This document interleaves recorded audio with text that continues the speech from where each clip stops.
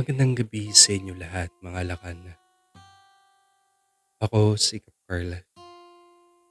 Para sa ating kwento ngayong gabi, isang nakakakilabot na karanasan mula sa isang convenience store sa VGC ang ating babasahin ngayong gabi. Ito ay karanasan ni Mark noong taong 2019. Di Kap Carl, magandang gabi. Ako nga pala si Mark. Dati akong staff sa isang 24/7 convenience store diyan sa Bonifacio Global City o BGC. Noong taong 2019, ito nangyari sa akin. At hanggang ngayon, kapag naaalala ko ay tumatayo pa rin ang balahibo ko. Gusto ko lang i-share kasi matagal ko na itong kinikimkim. Kayo na bahala humusga kung maniniwala kayo o hindi. Ulanin ng buwan ng August noong 2019. Dahil bago pa lang ako sa trabaho, madalas ako natatapat sa graveyard shift. 10 p.m. hanggang 7 a.m. ang duty ko. Kasama ko sa shift na yon ang katrabaho kong si Jason na mas matagal na sa akin sa store. Noong gabing yon, bandang 3:00 ng madaling araw. Sobrang lakas ng ulan. Wala na gaano tao sa BGC. Wala nang masyadong dumadaan na sasakyan o mga call center agent dahil bumabaha na rin sa ibang bahagi ng daigdig. Tahimik ang loob ng store.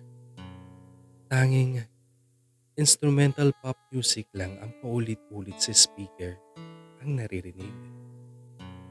Naglilinis ako ng counter habang si Jason naman ay nasa loob ng walk-in chiller sa likod. Nag-aayos ng mga stocks ng drinks at beer. Biglang tumunog ang sensor ng pinto. Napatigil ako sa pagpupunas. Tumingin ako sa pinto pero walang pumasok. Sarado naman ang pinto at walang tao sa labas. Hmm, Hangin lang siguro yun. Bulong ko sa sarili ko. Pero ang kakaiba, biglang may sumingaw na isang uri ng lamig sa loob ng store. Hindi ito lamig ng aircon, Kapurl. Yung lamig na parang galing sa freezer na bagong bukas tapos pumasok talaga sa kalamnan mo. Ganun yung pakiramdam. Maya-maya pa ay narinig kong bumpas ang pinto ng walk-in chiller sa likod. Lumabas si Jason. "Oh Mark, bakit nakatuto ka dyan sa pinto? May pumasok pa?" Tanong sa akin ni Jason habang nagkakamot ng ulo. "Ah, wala nga kuya eh. Tumunog lang yung sensor. Baka sa lakas ng hangin sa labas." Sagot ko naman habang pilit na nagpapagaan ng loob. "Ah, ganyan talaga yan. Minsan kapag may bagyo. Sige, balik na muna ako sa loob ng chiller. Tatapusin ko lang tong bilang sa dulo." Sabi niya sabay talikod. Pero bago siya makakbang papasok sa backroom, pareho kaming napatigil. Narinig namin ang tunog ng tsinelas na parang sumasayad sa sahig. Galing ang tunog sa ashtray tray.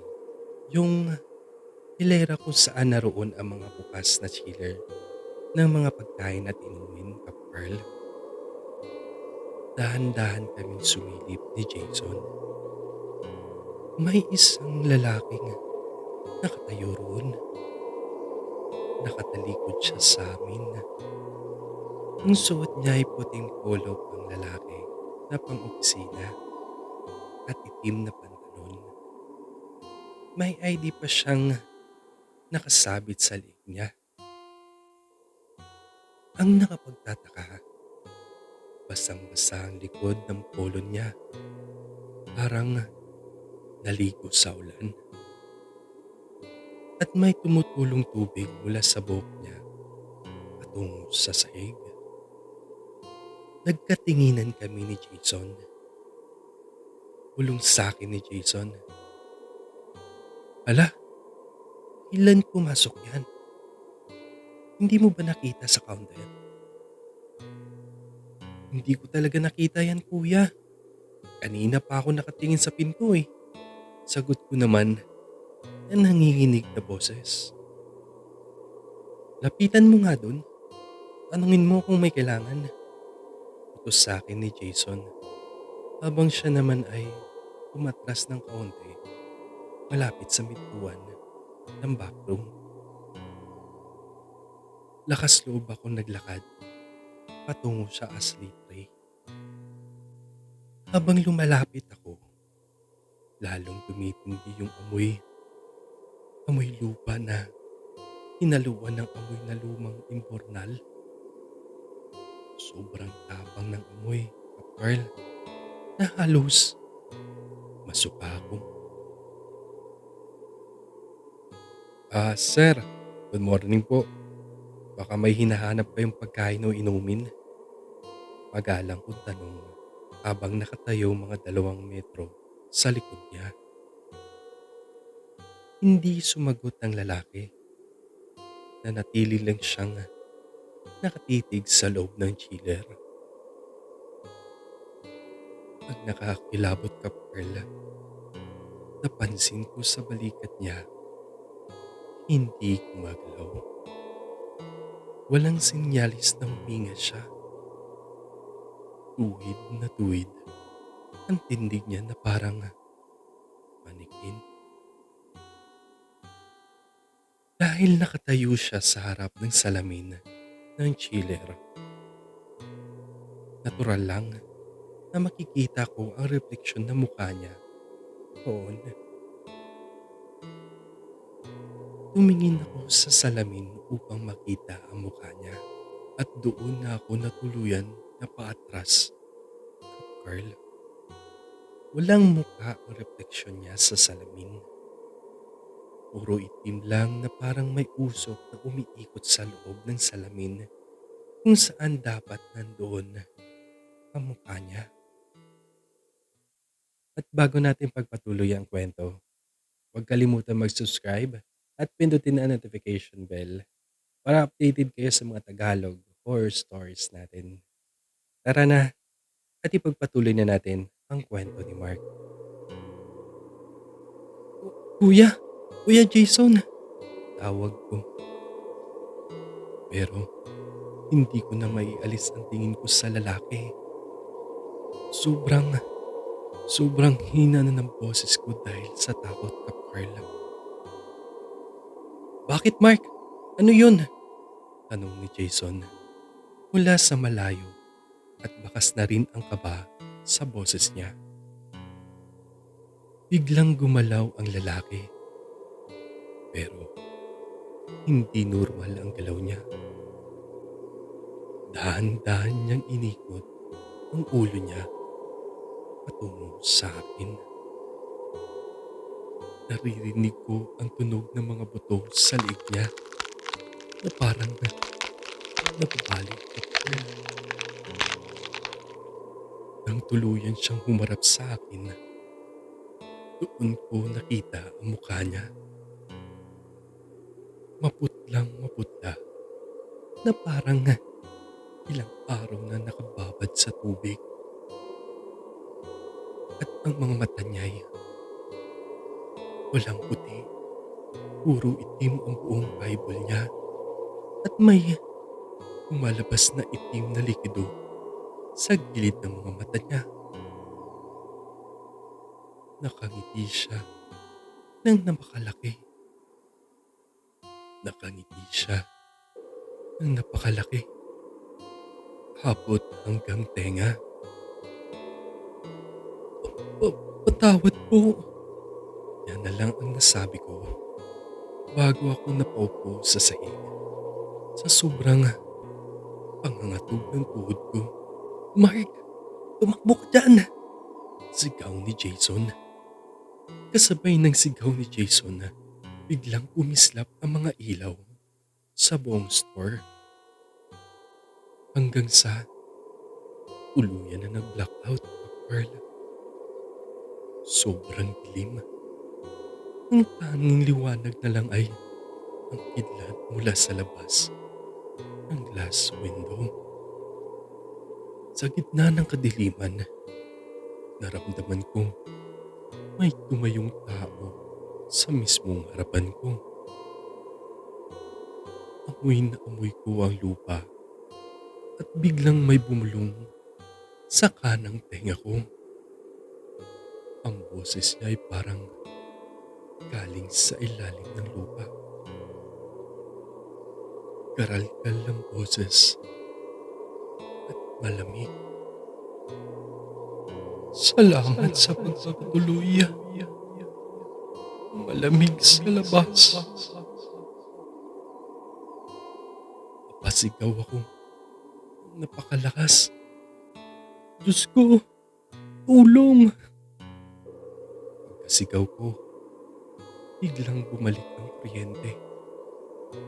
Nagliwanag ulit ang buong store. Nagmamadaling tumakbo sa akin si Jason na may hawak na pamalong tubo. Habang ako naman ay umiiyak na may hawak na cross sa kwintas ko. Nasaan na siya? Nasaan na yung lalaki? Hingal na tanong ni Jason habang inilibot ang tingin sa buong Ashley tree. Wala na ang lalaki. Naglaho na siyang parang bula. Pero sa sahig kung saan siya nakatayo kanina, may naiwang bakas ng paa. Maputik ito at amoy lupa. At ang pinakamatindi, ang salamin sa chiller na tinapatan niya kanina ay may bakas na 2 palad na nakadikit. Parang sinubukan niyang pumasok sa loob ng ref. Hindi na namin tinapos ang shift namin ng maayos nung gabi na yon.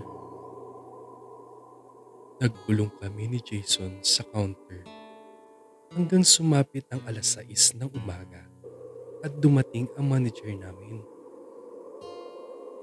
Nang tignan namin ang CCTV footage kasama ang manager, lalo kaming natakot. Sa CCTV Pearl, nakita namin ang sarili namin ni Jason na may kausap sa Ashley tree. Nakita rin ako sa CCTV na napaupo at natatakot. Pero sa buong duration ng video, walang ibang tao roon, kundi kaming dalawa lang. Ang nakikita lang sa camera ay isang malabong itim na uso na nakatayo sa harapan ko. Nag-resign ako pagkalipas ng ilang linggo, Pearl. Hanggang ngayon, kapag pumapasok ako sa mga convenience store sa BGC tuwing madaling araw, hindi ko maiwasan tumingin sa salamin ng mga chiller. Natatakot ako na baka isang araw makita ko ulit ang lalaking basang-basa nakatitig sa akin. At iyan ang buong kwento ko, Pearl. Sana ay malinaw ang pagkakalahad ko. Maraming salamat sa pagbabasa at sa pagbibigay ng oras sa karanasan ko. Maraming salamat, Mark, sa pagbabahagi ng iyong nakakatakot na karanasan. Tunay nga na may mga bagay na hindi natin mapaliwanag, lalo na sa mga lugar na madalas na tahimik sa oras ng madaling araw. Sa ating mga tagapakinig, ano sa tingin nyo ang nagpakita kay Mark? Naniniwala ba kayo sa multo? O ito ay katang isip lamang ni Mark? Muli, huwag kalimutan mag-like, mag-subscribe, at pindutin ang notification bell para hindi kayo mahuli sa mga bagong Tagalog or story natin. Ako si Kap Pearl. Hanggang sa muli. At ito ang Dear Kap Pearl Tagalog or Story.